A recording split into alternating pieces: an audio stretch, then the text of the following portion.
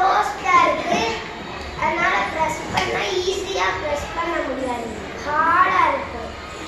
இது எதோட example? சாலிடா லிக்விடா கேஸா? Solid. இப்போ வந்து நம்ம ஒரு சிரஞ்ச் எடுத்துக்கிறோம். அதுல வாட்டர் ஃபில் பண்ணிட்டோம்.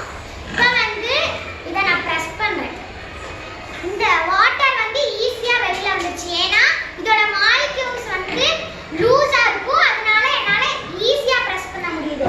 இதே சாலிட் எடுத்துக்கிறோம். பிரஸ் பண்ண வந்து ஹார்டா இருக்கு. அதனால நம்மளால பிரஸ் பண்ண முடியல. சாலிட் வந்து பிரஸ் பண்ணும்போது ரொம்ப டைட்டா இருந்துச்சு. லிக்விட் வந்து பிரஸ் பண்ணும்போது லிட்டில் ஈஸியா இருந்தது. கேஸ் வந்து வெரி ஈஸியா இருந்தது.